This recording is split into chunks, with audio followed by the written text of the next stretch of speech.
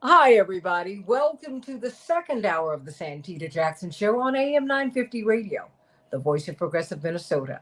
It's a joy to be with you today. We were talking about Dexter Reed, shot 96 times in 41 seconds. People are on the move in Chicago, really pressing the superintendent of police to put the men who shot and the officers who shot this young man to take their guns away. They should not still be performing as police officers. They are doing that. And then, of course, we were talking about the $95 billion package, military package that got through. And many Americans don't want this package to get through. So it seems like our lawmakers turned their backs on us. Had a wonderful conversation, quite stirring, talking about that. But right now, let us talk about election 2024 here on AM 950 Radio, the voice of progressive Minnesota. And as I shared with you, the Santita Jackson Show YouTube channel. I need you to go there. I need you to like and subscribe and click the bell. And I'll tell you why. When you get a certain amount of traction, Facebook reaches out to you and they ask you to move people from your Facebook page, which is Santita Jackson and Friends, over to YouTube. So if you would, please do that. And do me an additional favor. Please tell people about the show and pass it on throughout your networks. Let people know that we are here. We're giving you some of the best talk and some of the best information with some of the most splendid guests and family, because we're not guests on my show. We are family here. And I'm so glad that we're all in the same family.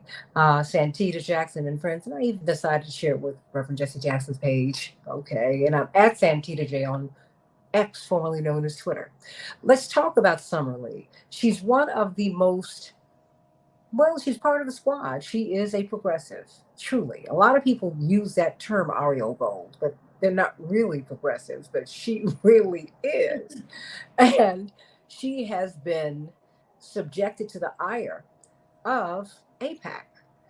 And indeed, she and Ilhan Omar, our congressman here in Minneapolis, St. Paul, and Rashida Tlaib in Detroit, and Cody Bush down in St. Louis, and Jamal Bowman in New York, and on and on and on. A $100 million fund has been endowed to get them out of office. Oh my goodness.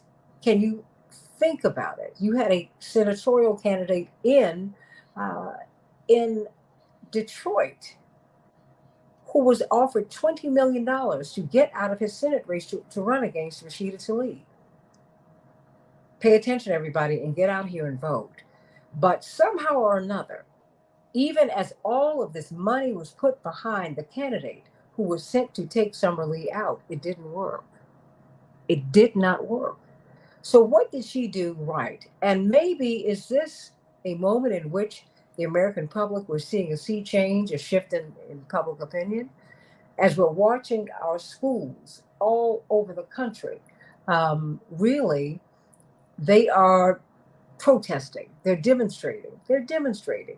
They are letting America and the world know that we want a ceasefire. We want Israeli security and Palestinian justice. They are married to each other, everybody. You're not going to have one without the other. Mike Ferner, National Executive Director of Veterans for Peace, part of the national leadership team of Rainbow Push. Indeed, the brilliant attorney, Robert Patillo. And, of course, Ariel Gold, Fellowship of Reconciliation. She is their first Jewish American national director. The last time I saw her, she was the co-national director of Code Pink. So I always have to check and see if Ariel is being arrested. Well, she's in jail because we got to pull this bail money together for you, girl. But that's all right. We love Ariel. She's free today, at least for the rest of the day. And David Daly, haven't had him on the show in so long, and I have missed my dear brother, beloved. Indeed, he's the New York Times bestselling author of the book. You will love this, Mike Ferner, but you better not say it. It's Rat F. Don't say it. Don't say it. Rat F. The true story of the secret plan to steal our democracy. It shows you how these people came together, the top Republican strategists, the night that Barack Obama won. And they said, they can have the presidency, and I'll leave the rest of that mystery for him to explain. Because he's got another book coming out. He had another book that came out during the pandemic, Unrigged. He just keeps telling you how there is a real plan to overtake Ariel Gold, this democracy. Losing 1,000 seats during the Obama presidency, that was a plan, everybody. We were just not ready for it, Attorney Robert Patillo and Mike Ferner. So, Ariel Gold, before we talk about what happened with Summer Lee, because I think this is all part of it, because I think Summer Lee, she had the strength to push back against her opposition, because there has been a sea change. There's something in the zeitgeist. Or do you think I'm misreading this? There's a quake. I've been saying there's like a quake beneath us, and Jewish establishment seems to be completely oblivious, and they just don't they just don't feel the tremors because the ground is crumbling beneath them right now. Jewish establishment still has a lot of kind of political clout and power and money, but the ground is just breaking underneath them. Jewish youth are it's a seismic shift, and I see it in my own family. I Mm-hmm. see it with my the younger generation, my kids age, my cousins kids. They're like, no, we do not support genocide. And my aunt said, this Passover there is no problems at our house, we are all on the same page. And that wasn't the case 10 years ago. But 10 years Ariel, ago we what couldn't happened? talk about the Middle East at the table if I was at the table, because it was just off the table. We couldn't even talk about settlements, and now it's all shifting. What happened? Young people, young people. They and my kids included, they went to Jewish summer camp, and you get told this lie. My kids didn't get told the same. They got told the lie at summer camp, but they knew something different from me. But these kids heard this lie that Israel's a land without people for a people without land, and we Jews made the desert bloom, and this and that. And these days you got a computer, you have access to the world. It's a global world, and these kids came of age and said, oh my God, these aren't my Jewish values.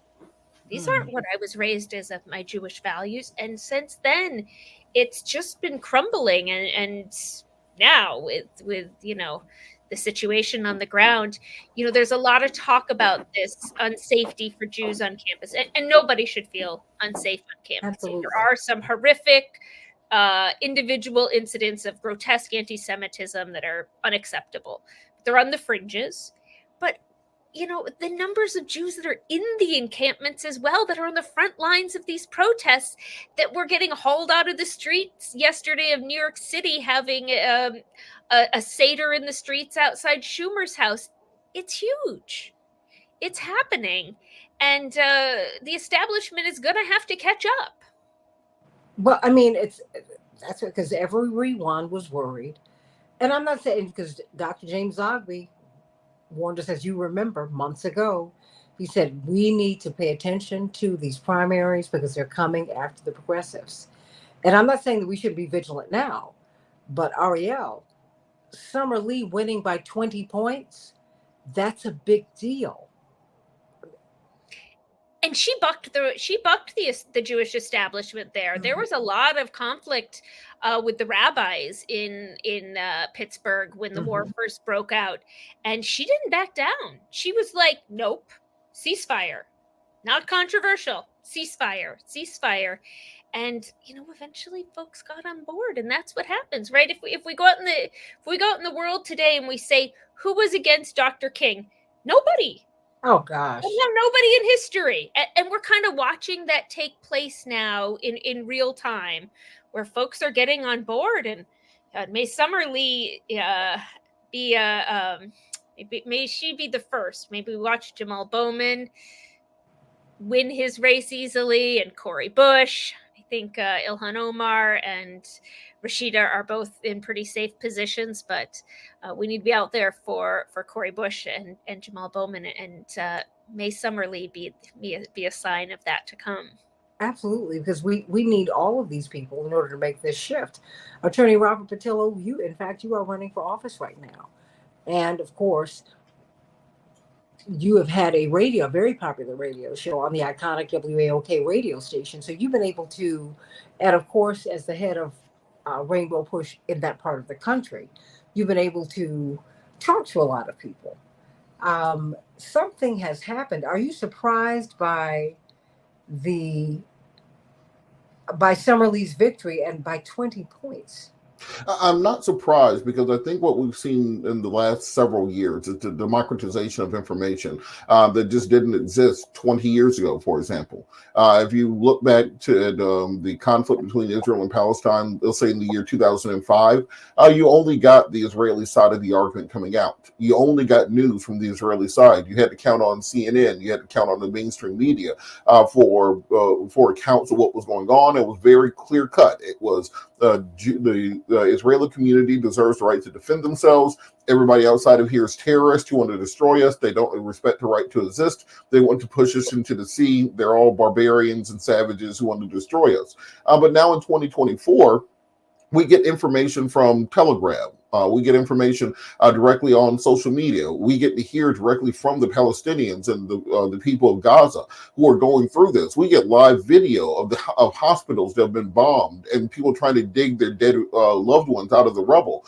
We see directly when there's a car or with aid workers that gets hit and another car gets hit and then another car gets hit. So now you can't claim that it was an accident or a mistake. This was very clear exactly what you intended to do. And because of this, we're seeing not the radicalization, but the awakening of American students. And this has happened in nearly every major war throughout American history. I got into politics in large part during the Iraq War in 2004 and 2005, protesting and demanding we bring the troops home. I had a good reason because my sister was one of those troops who was deployed to Iraq to guard convoys going between Kuwait City and Baghdad. And so I very much wanted us to end the U.S. war in the Middle East. You can go back to the Vietnam War, Kent State, and the fact that you have the civil rights movement, the women's rights movement, the gay rights movement, the workers' rights movement, the communist movement, and the students' movement, all coming together at the same time to create the decade of social change that we call the 1960s.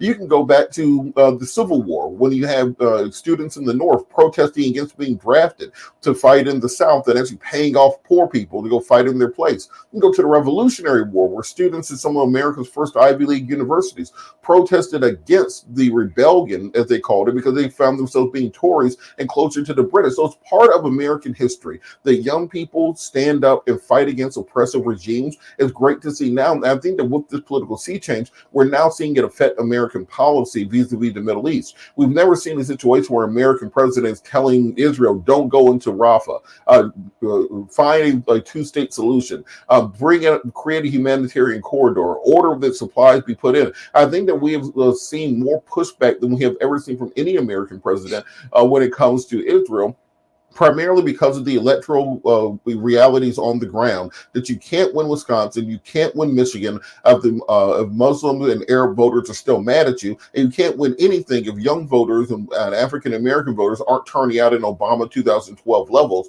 And for this reason, I think we're seeing American policy, particularly towards the Middle East and towards the Arab and the Muslim American community, changing. I think it's changing in a positive direction. Wait a minute. Before I go to you, Mike Ferner, Ariel, you and Dr. Jim Zogby will be with us in a little while, and many others. You're helping to feed those students. I mean, because when they suspended Congresswoman Ilhan Omar's daughter, she was in the New York Post yesterday. She said, "My meal plan, I'm not on it. I can't. I've got to find a place to sleep. I got to get something to eat. I got to get something to sleep because when I'm suspended from school, I can't go to the cafeteria. I can't go to my dorm." They were tossing her things out the dorm, Ariel Gold. Well, and they want to hold on to that encampment, hold on to those encampments, which means they need to be inside there. Mm-hmm. And Columbia has locked down the encampment, right? So the public can't go in. But so I'm Jewish, and we Jews, the first way to show solidarity for us is we're like, well, let's go feed some people. I love that. Thank you. Everyone always feels the solidarity when you're feeding them good food. Anyway, so come on, wait a minute, Ariel, that's a black thing too. Because they were right. We share that. they will pass some food through that fence so you can get Right. something. How do you know someone cares? So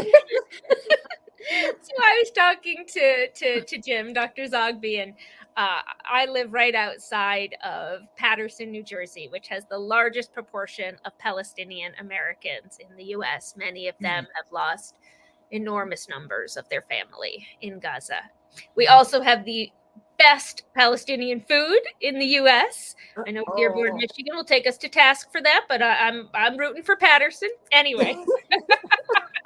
I said to Jim, I said, let's get some really good food into the kids. I'm sure they're getting some, cheese sandwiches or whatever, the bare minimum, but let's feed those kids. So we reached out to, it's called Al Basha's restaurant. Folks can look it up. Al Basha's in Paterson, New Jersey. Best hummus, hands down. And we said, we want to send, a good $1,000 worth of food in. So I got on, I started working with the kids that are doing the runs to get the food in to the groups and got them on the phone with the manager of Al Basha's, and they were all fed today, shawarma and falafel.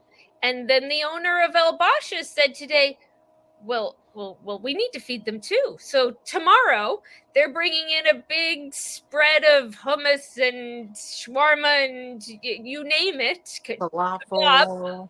And they're working with the kids and it's all getting sent in. And I'm also picking some up to hand deliver myself to the new school because in New York City, because they're a bit in need too. And I encourage everyone around the country, if you have an encampment, if there's a college in your area with an encampment, go pick up some food. And if you can, get Palestinian owned. And bring it to them. Feed those kids. They need lunch and dinner. It takes energy to hold down for justice. Absolutely. Look, I have many an afternoon we've been making sandwiches because we were about to go on the picket line, or the fried chicken and the fried chicken sandwiches. Don't ask me how that works, but it did.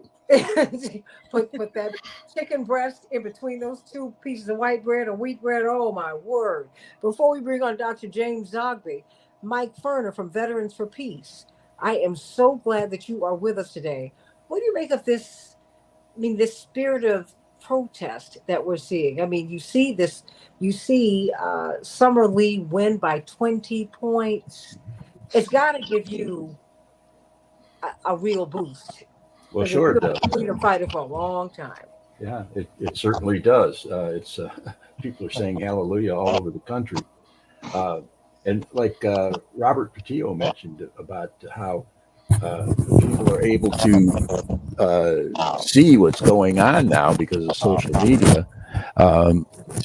It is, in a way, somewhat similar to during. You can lift it back up. Lift it back up. That was perfect. No. Back to your mouth. Right to your mouth. That's it. Thank you. Perfect. If I didn't have a stage manager, I wouldn't know how to put my socks on. I'm doing it. I got all Thank these you. hats. It's somewhat reminiscent of during the Vietnam War, which a lot of people said was the first war that had been televised in getting the tapes from the reporters in the field to the broadcast studio by the next day. So that made a big difference in how people reacted to the war. So hopefully we can see this happening here as well. And, it's everybody here today and so many people around the country know when you have such wildly crazy injustice and inhumanity going on, people are going to respond to that. And I think young people, more so than most, they haven't been around long enough to get cynical. I wanted to say one thing about the election. Summer Lee, I'm pretty confident, is going to have good company from Ohio when Dennis Kucinich gets elected. Because Dennis is going to be on the ballot as an independent. I was in the Cleveland area where his district is, helping him get signatures during the signature campaign. And they have an amazing campaign running. I saw the skeleton of how they're organizing that campaign, and it looks unstoppable to me. And a couple of the times I went there on the weekend from Toledo, I went to bazaars at a couple of mosques outside Cleveland in his district, and boy, it was amazing. People were just, oh, Dennis Kucinich is here. They were, taking petitions and bringing in petitions they had filled out, and I'm pretty confident that he is going to get elected. And man, that is one guy that never has had a problem standing up to the power brokers and telling people what the truth is. So it's going to really be a hot time in the House. That is making my year. Dr. James Zogby, you have got to feel some kind of vindication because you have been saying, you've been talking to us, Ariel Gold. We've been having these conference calls, and he's been saying, look, now we're talking about Gaza. You're like, look, we have got to save the squad. We have got to save these progressives. Please, you've been saying it for months before we even started voting. You've got to, not saying that we should take our feet off the gas. Yeah. But No, Summer Lee did win by 20 points. The Summer Lee victory was really important. What I thought was almost comical, though, was that about 4 days before the election, there's a story that appears in the Washington Post and in the New York Times, AIPAC, saying, we didn't get involved in that race. And pardon, I can say this, I'm sorry, you can delete me if you want. It was bullshit, because their big PAC did not come in, but they farmed it out to Jeffrey Yass, who is on the AIPAC board, who runs a major... This is the billionaire, right? Billionaire Republican Trump guy, Netanyahu guy. He funds the Kohelet Institute in Israel that wrote up the judicial reform package, Netanyahu's gutting Israel's democracy. He put in his own money, a PAC that he created, almost $1 million against Summer in ads and other money in other forms. And so they were involved in it, just not in their name. They farmed it out to somebody else. So it was a big victory. We now need to win Cori Bush and Jamal Bowman. Can't let them have those victories. It's important because Jamal and Cori are so good and so deserving of reelection, and letting, like in the same thing, letting Republican billionaire money be used to defeat progressives is something that we can't stand by and happen. But yeah, I am pleased. I'm also pleased, incidentally, that as of the latest count, it's 80,000 Pennsylvanians who did the uncommitted. They wrote in. There was no line on the ballot, unlike Michigan or unlike Wisconsin or unlike Minnesota, where they could check the box. They wrote it in on their own. And I will confess that I initially told them, I don't think you should do it. I don't think it's going to win. But they did a hell of a job mobilizing. And frankly, the public is not happy with Joe Biden. And it's at some point, it's got to register with the White House. This isn't working, guys. And I think that we're going to see more of this as we go forward. And one last thing, sorry, I'm going on a bit, but if you look at what's happening on campuses and you look at the repression that's being used against, that is not going to have it go away. It's going to build this pressure cooker. And I'm very much concerned that Democrats don't get the fact that they're heading for a Chicago 1968 repeat this summer at the convention. And they just don't get how out of touch they are with Democrats, in particular, young people, people of color, progressive Jews. They just don't get the fact that they're on the losing side of this equation. This is going to be a problem. As the city council in Chicago has voted to close more and more of the city public space to protest. Do you think that what we're watching on the campuses, because CNN has gone crazy today, because they're at USC's campus, they're at UT Austin's campus, they're at Columbia's campus. Now Ariel Gold says, wait a minute, we've got to get food to the kids at the new school in New York City, because there are demonstrations breaking out all over the country. Is this a hard thing to At last count, Santita, 200 campuses in the it's the big schools that are being paid attention to, but little places like Towson in Maryland, not Yeah. little so much, but not on the radar.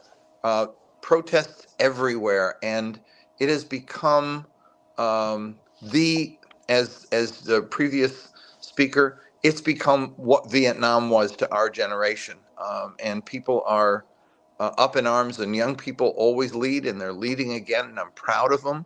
And so Ariel had the idea about feeding them, and our institute picked it up, and Basha's decided to do it on their own. And I just sent a letter out to our mailing list to people across the country saying, if you got a campus near you where this is happening, please send them food.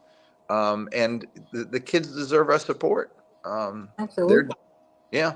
Well, And I mean, look, Mike Johnson was there today went to Columbia. what did he say?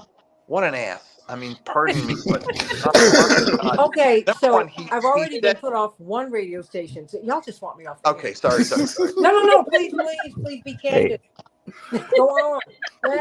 Yes. You know, I was on Aaron Burnett, and I used that B word, the one that I used a little while ago. And Rashida was not yet in Congress, but was a friend of mine. She made me a T-shirt because Aaron Burnett said to me, "What do you think about what the last speaker said?" And I said, I was so flabbergasted. I said, "Aaron, that's," and I used the B word. And Rashida made me a T-shirt that I still have in the office that said, "Aaron, frankly, that's," and whatever. So I'm sorry.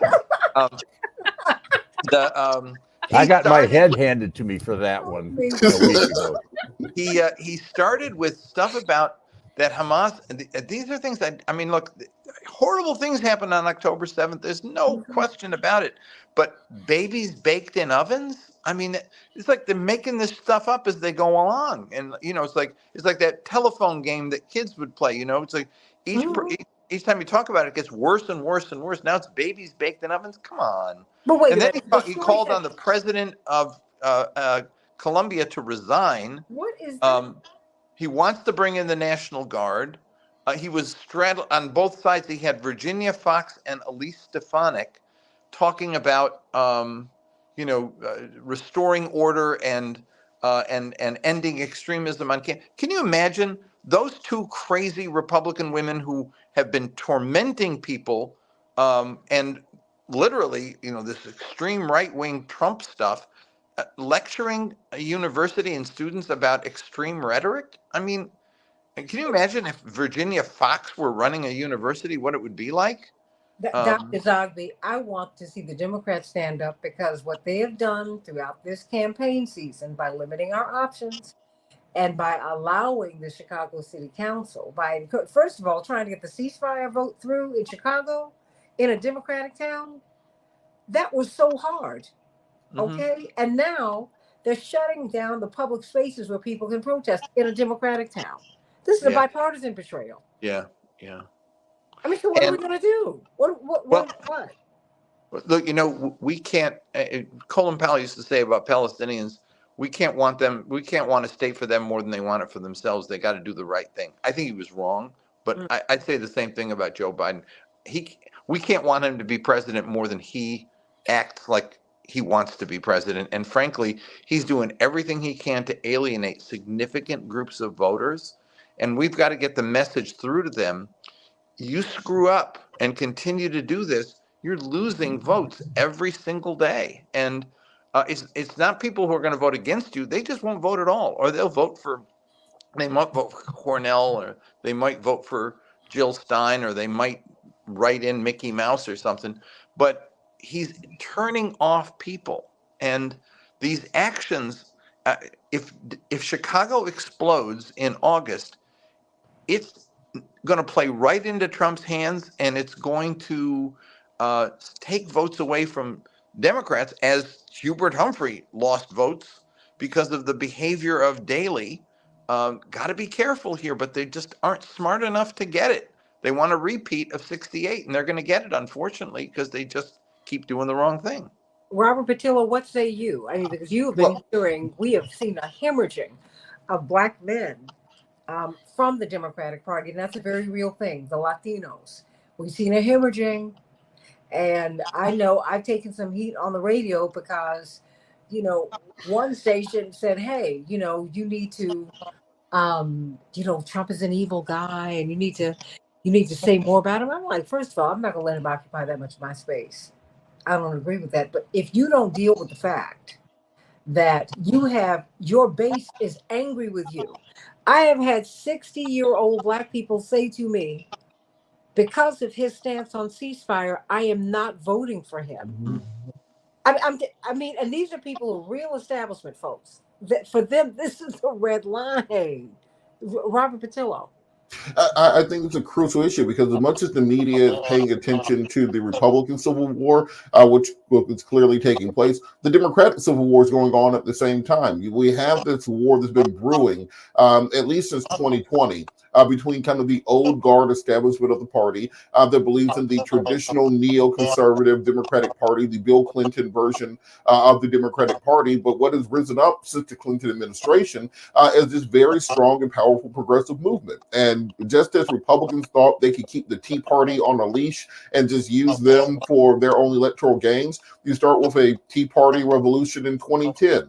Then by 2012, they're starting to run for local office. By 2014, they're in Congress and in the Senate. By 2016, Trump is elected. They've taken over the entire party. By 2024, it is either you are a MAGA Republican far right-wing extremist, or you are a rhino and you're out the party. While we've seen that happening in real time, very much we're seeing the same thing on the Democratic side of the aisle, because many traditional centrist Democrats have to understand that you cannot keep progressives on a leash anymore. You can no longer keep saying, well, Black people vote for us because, the Republicans are racist. Latino voters, I know we haven't done anything on immigration, but vote for us because the Republicans are racist. Also, women, well, we haven't really done anything to protect you from Roe and women's health care, but remember, the Republicans are way more sexist than us, and progressives, we haven't done anything on the environment or corporate welfare, the cost of living, housing, etc., all the things we promised. But look, the other guys are worse. We're seeing both parties, the two-party system, start to fray and fall apart. We're moving into almost a parliamentary system, trying to push together coalitions that can actually govern.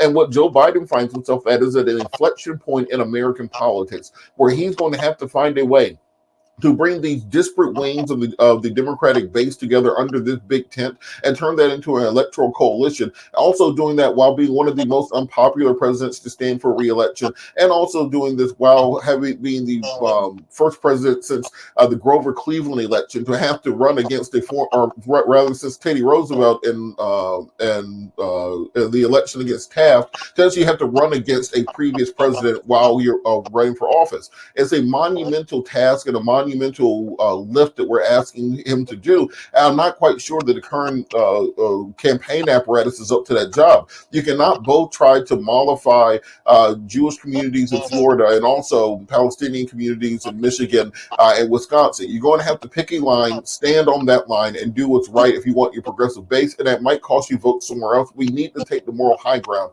at some point in time.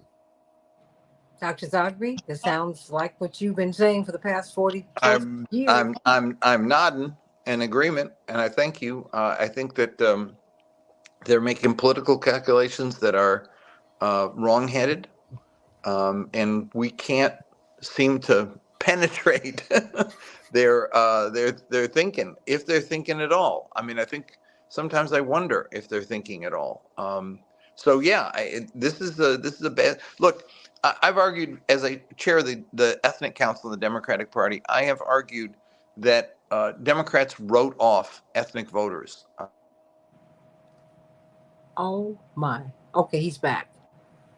Okay, wait a minute. Dr. Zogby, you're on mute now. But they have written off. I mean, Republicans write you off, Democrats take you for granted, but it seems like our views and our aspirations have been written off, Ariel. And this is, I mean, I've got to let Dr. Zogby know that we cannot hear him. So, yes. But if you can pick that up. Yeah, but they've written off the whole working class. They've just, it's irrelevant to them. They figure they've got this in the bag, and they don't have it in the bag. And I know for myself that I'm terrified of another Trump presidency. And still talking away, nothing can stop him. Okay, wait a minute. Well, I've gotta let him know. But you all keep talking because I'll get him. I will But get him. But Mike Go Furman. ahead, Mike. Ariel, look at who the. I mean, I know this isn't news to anybody right here, but look at who the sponsors of these parties are. I mean, that's why they write off the working class, because Well, doesn't matter if you're Republican or Democrat. Your money's coming from big finance, it's coming from the weapons industry. It's all the way down the line, and since elections are so expensive because money equals speech, which we got to get rid of. Um, the piper's calling the tune here.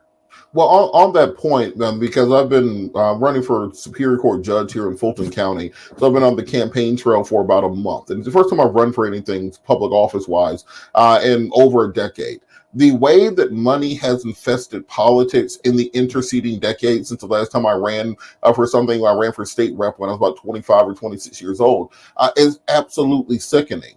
There are no more campaigns. It is just a money-making operation. And these interest groups and these PACs, they come to you every single day and offer you immense amounts of money if you simply agree with what they agree with. This is indistinguishable from bribery. The way the campaigns are run in the 2020s and in the modern context. When you're talking about needing $50,000 for a local municipal race just to get yard signs, t-shirts, and mailers done.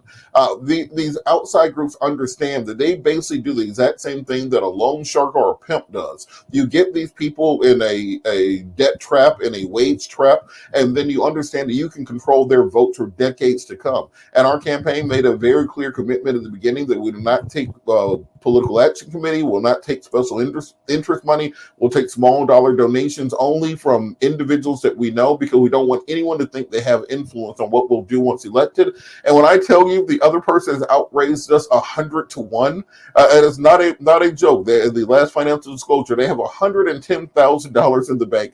We have $10,000 that we've raised overall throughout the race. And it becomes almost an Ouroboros. It's a snake eating its own tail, where instead of talking to communities, instead of putting out policy proposals, instead of having a conversation about exactly what you're going to do when elected, the only thing you're expected to do is kiss up to donors 24 hours a day. And the person with the most money has the ability to drown out the speech of everyone else. And as long as Citizens United is on the books that says speech is money, well, then no one else will have speech besides those who have money. But the problem we run into is the people that we have to depend on to change those laws and to overturn Citizens United are funded by the same people who are able to fund speech being money. And why would they ever take power away from themselves? It's not just Citizens United. There were two Absolutely. other Supreme Court decisions in the 70s that were just as bad, but they weren't as well known. So we've got to get rid of those constitutional protections for corporations across the board. And APAC is a corporation. They should not have First Amendment rights. No, none of their ilk should have First Amendment rights, but they've got them now. And until we take those protections away by changing the Constitution, which there's a huge movement for, they're going to continue to say, oh, we have First Amendment rights. Well, and before I bring on Dave Daly, the author of Rat After, please, Dave, don't say the name of your book. We can't even Those say are New York Times bestseller. I think, balderdash. I told you that's what the synonym is for BS. Want you hear me? We have Dr. Zogby back, and boy, you were on a roll. Talk to us. Because are the Democrats hearing anything? Oh, wait a minute, Dr. Zogby. Hold on, gotcha. All right. There we go. There we go.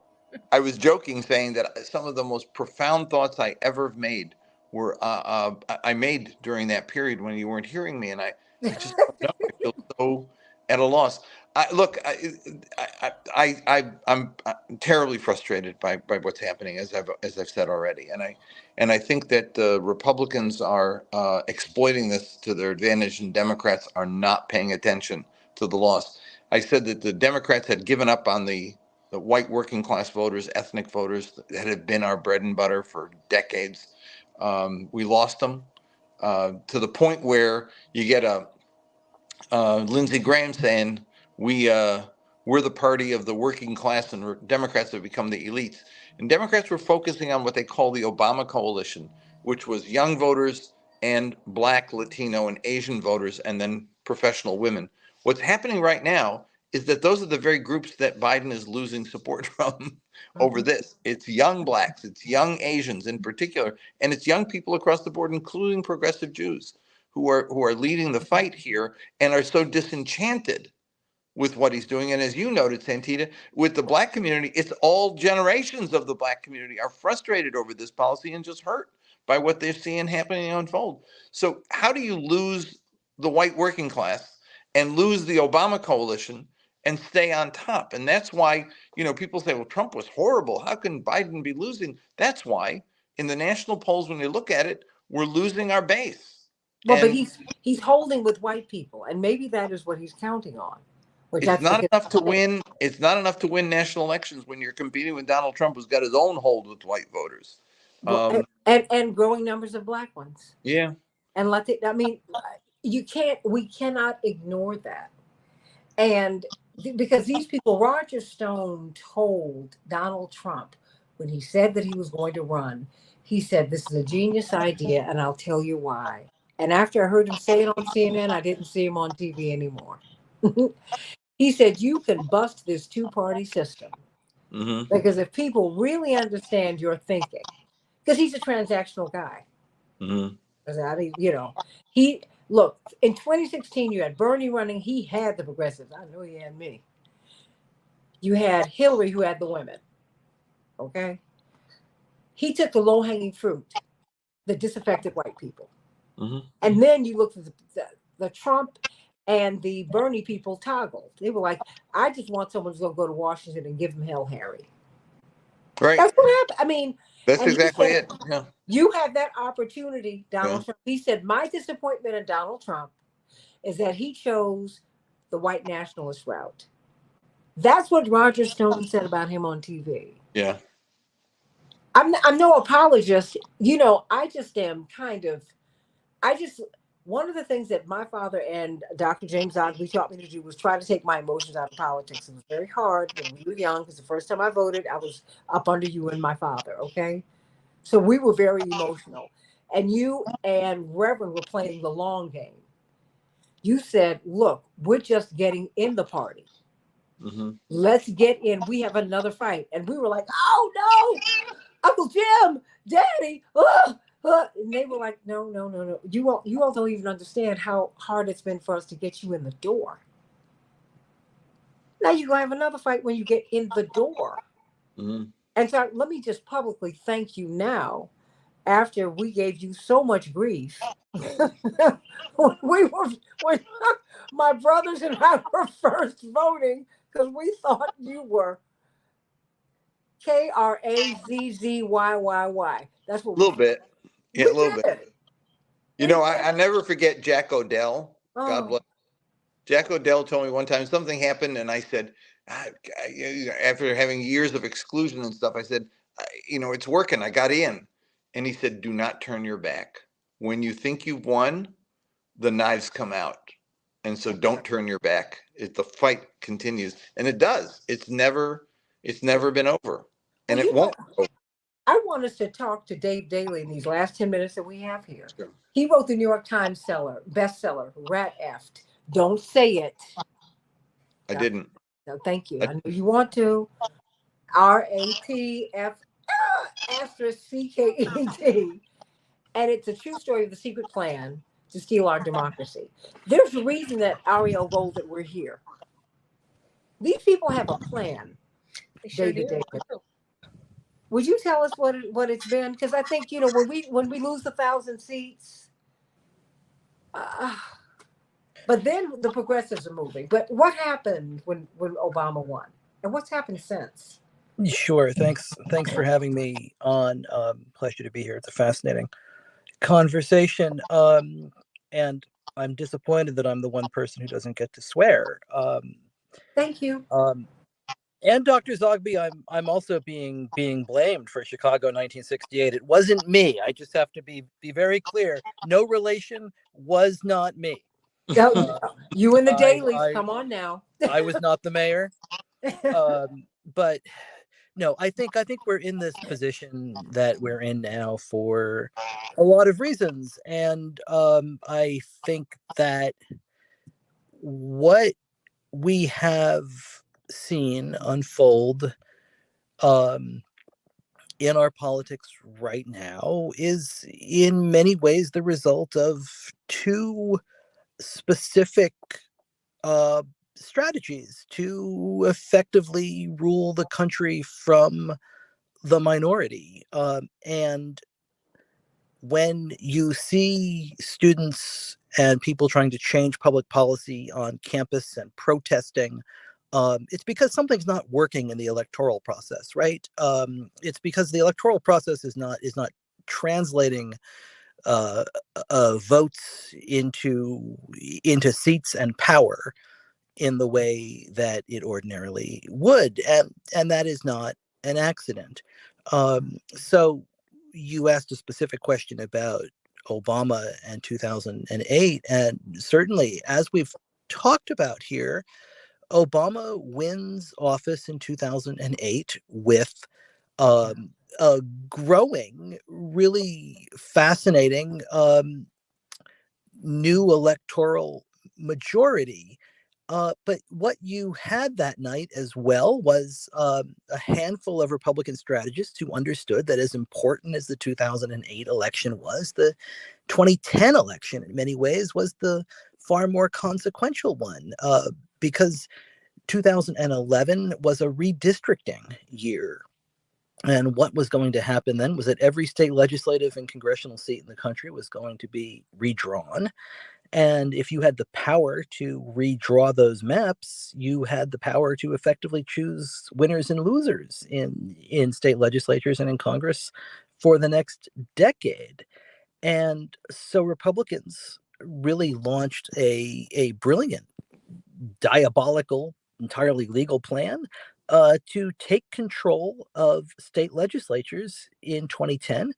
They won about 1,000 seats that year in the Tea Party Obamacare backlash election, but they really focused on about 115 seats in about a dozen states: Pennsylvania, Wisconsin, North Carolina, Ohio, Michigan, Florida, states we keep talking about over the last decade, really as laboratories of minority rule. And by winning those offices, by winning a handful of state legislative seats in 2010, they were able to redistrict the following year in such a way as to lock in enduring one party rule in many of those states, so that by the time you hit the 2012 election, majorities of voters could not change their lawmakers in state capitals in some of the most closely contested swing states in the nation. And a majority of voters could not change the U.S. House. 2012, you see Obama reelected with a similar, not exactly as large a majority as it was in 2012, but it was fairly similar. Democrats take back the U.S. Senate. They win 1.4 million more votes for the U.S. House, but the House stays in Republican hands. It's not even close. It's 234-201. And that was a sign of what was to come over the course of the next decade, not only in the fight for the U.S. House, but in the fight for all of these swing state legislatures around the country, some of which these gerrymanders have stayed in effect and endured for more than a decade. And changing public policy in these places has been almost impossible, even when large majorities of voters have tried to come out and make it so. The other piece of this, of course, is what's happened on the courts, and that's been an even longer strategy to capture the most anti-democratic branch of our government all the way down, and to install conservative justices in place to deliver rulings, whether it's on Citizens United or Buckley v. Vallejo in the in the decisions that folks were talking about earlier on campaign finance, whether it's the Shelby County decision or all of the things on voting rights that have followed, that have really hollowed out and eviscerated the Voting Rights Act. And we are looking at in many ways a multiracial nation that is in no way a multiracial democracy, and that is every bit by plan and not by accident. You know what, Dave? Excuse me. I want you to come back to the show. And Ariel, I want you to come back because I think we should have a longer conversation about this. Because these minority-driven politics, this is what we're watching with our young people. They see it. They might not even be able to put their fingers on it. They see it, they feel it, they have one set of beliefs, but Congress is voting another direction.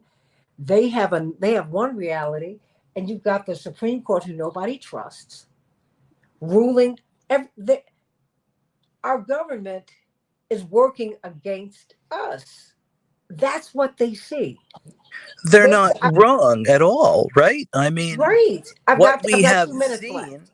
What we have seen over the course of really the last 20, 25 years is how the institutions of this nation are minoritarian, and how they can be hijacked for minoritarian purposes. You have a conservative majority on the U.S. Supreme Court, a 6-3 conservative supermajority. 5 of those 6 conservatives were appointed by presidents who lost the popular vote and were confirmed for those jobs by a U.S. Senate that is deeply unproportional. And over the course of the last 30 years, Republicans have controlled the Senate about half of that time, even though there's only one 2-year cycle in that entire period in which they can say that their candidates in office won more votes. So when you add together the Supreme Court, a presidency that has twice in the last 20 years been won by the candidate with fewer votes, the institutional nature of the U.S. Senate, the gerrymandering that has been so entrenched in state legislatures and the U.S. House around the country, it is no surprise that people feel as if the only way to make their voices heard is to get out on campus and to get into the streets, because the electoral process is not working the way it ought to work. And I'm glad that Ariel is feeding them, because this is going to be a long, long fight, and we're all going to have to be a part of it if we want to see change. How can we get food to our children? Ariel, Gold.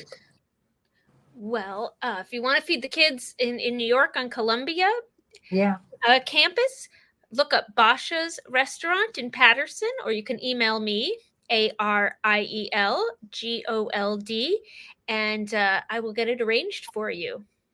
All right. Well, and we're going to keep talking about it, but check all the schools, everybody, because the new school in New York, which is a tremendous school, they need food too. I'm sure the kids at NYU. Dr. Zogby made an important point today that we're focused on a lot of the private schools, and we need to think about those public schools, those public universities, and make sure they have what they need to hold down the line. So whatever city you're in, check nearby, that campus, and see what they need. Start asking around. There's folks that are organizing. You can start asking around, and you can have food delivered, even if you're way out of state. You want it delivered into Columbia, Basha's Restaurant in Patterson.